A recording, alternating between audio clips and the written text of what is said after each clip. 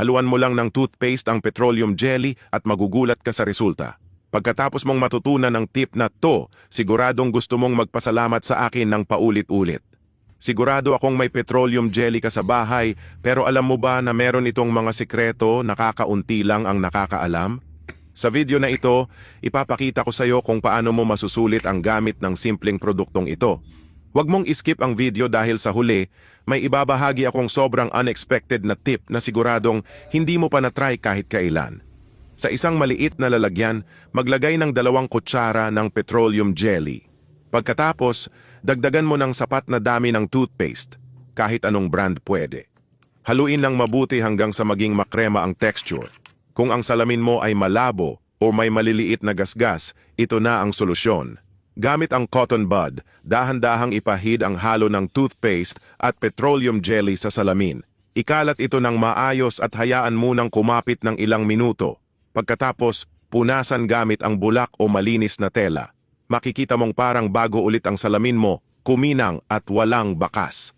Ang toothpaste ay tumutulong magtanggal ng dumi at mantsa at kayang i-minimize ang maliliit na gasgas. Samantalang ang petroleum jelly naman ay nagbibigay ng kintab at proteksyon sa surface. Ang kombinasyon na ito ay nakakapagpatingkad ng linaw ng lente at pwedeng pamalit sa mamahaling panlinis. Alam mo ba na ang halo ng toothpaste at petroleum jelly ay super effective din sa tuyong balat? Yung malamig na pakiramdam ng toothpaste, pagsabayin mo sa intense hydration ng petroleum jelly, perfect na panlaban sa bitak-bitak at sobrang tuyong balat. Ginagamit ko ito palagi sa kamay at ang laki ng pinagbago. Sobrang ganda rin para sa mga paa. Ipahid bago matulog at paggising mo, ramdam mo ang lambot at moisture. Sa isa pang lalagyan, maglagay ulit ng petroleum jelly at idagdag ang sikreto natin, kakaunting cinnamon powder. Oo, tama ang basa mo. Kanela. Haluin ito hanggang maging pantay ang pagkakahalo. Parang kakaiba, di ba? Pero promise, nakakagulat ang ganda ng epekto sa balat.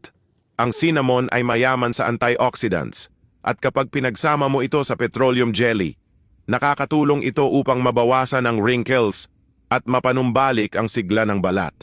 Ginagamit ko ito sa kamay, pero pwede mo rin itong gamitin sa mukha para sa mas makinis, fresh-looking na kutis. Ito ay murang alternatibo sa mamahaling beauty products, pero sobrang epektibo. Sa regular na paggamit, napansin ko talaga ang laking improvement. Mas healthy, glowing, at batang tingnan ang balat ko. Tunay na beauty secret sa bahay. May alam ka bang ibang homemade tips na kasing effective nito? I-share mo naman sa comments. Sana ay makatulong sa iyo ang mga tips na ito gaya ng pagtulong nila sa akin.